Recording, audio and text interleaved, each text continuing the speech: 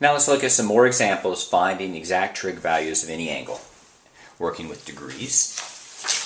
So as the first example, let's find the cosine of 120 degrees.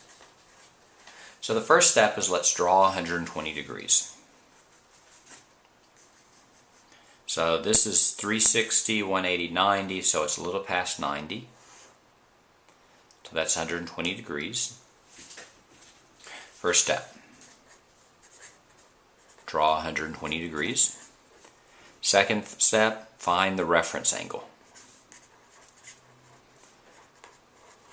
And what we mean by the reference angle is we're going to take this line, this ray, and draw a perpendicular line down to the x-axis, and we end up with a right triangle. And we're essentially doing right triangle trig on this particular triangle.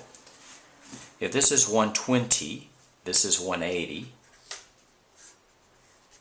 then we need to find this angle, and that angle right there is 60 degrees. So the way that we say is we say theta is 120, theta prime is 60. The third step is we're going to find whether cosine is positive or negative in quadrant number 2. And hopefully what you've done is you've memorized cosine. Cosine is x over r. You can remember that because cosine rhymes with x. Sine, y, cosine x. R is always positive, so cosine is positive when x is positive. So cosine is positive here and here and negative here and here. So cosine is negative. So the fourth step is that we know that cosine, since cosine of theta prime is simply equal to minus cosine of theta, we find cosine of theta.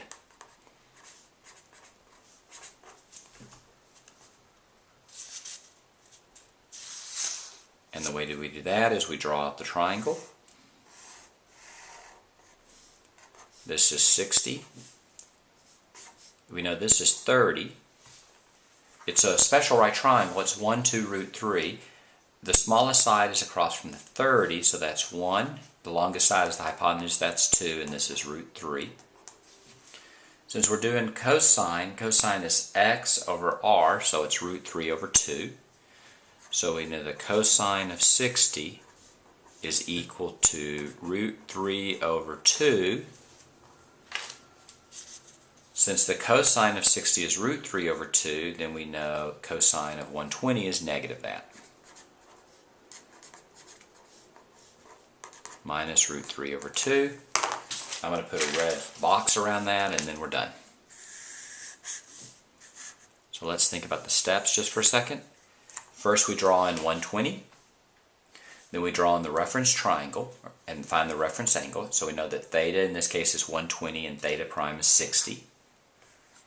If theta prime is 60, we figure out if cosine of theta is either equal to the positive or negative. In this case, cosine is negative.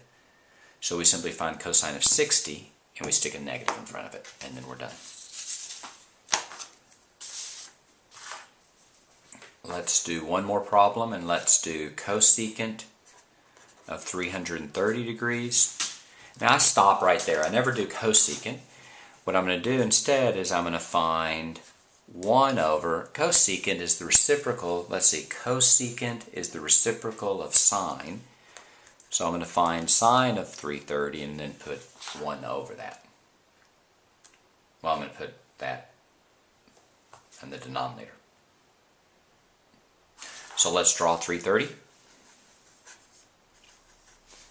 360, 330 is about right there. Draw on the reference triangle. So draw a perpendicular line down. That's 360, so this is 30 degrees.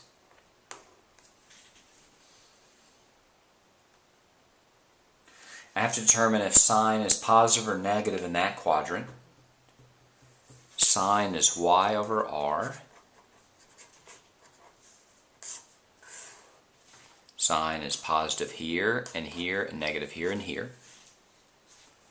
So I know that the sine of 330 is simply equal to negative the sine of 30. Since we're doing exact values, I need to draw out a 30, 60, 90 degree triangle.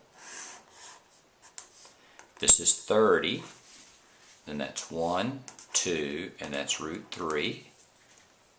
If you have trouble with special right triangles, look at the video called Special Right Triangles. Sine is opposite over hypotenuse, or y over r, so that's 1/2. So sine of 30 degrees is 1/2. So the sine of 330 is going to be a minus 1/2. Opposite over hypotenuse. But I don't want sine of 330, I want cosecant of 330, so I'm going to put that over 1. So I get 1 cosecant of 330 is equal to 1 over minus 1/2. Multiply the bottom by minus 2 and the top by minus 2, and I get minus 2. Another way to do it is you just take the reciprocal. So the reciprocal of minus 1/2 is a minus 2. And that's my answer. The cosecant of 330 is minus 2, and that's how you find the exact value of trig values of any angle with degrees.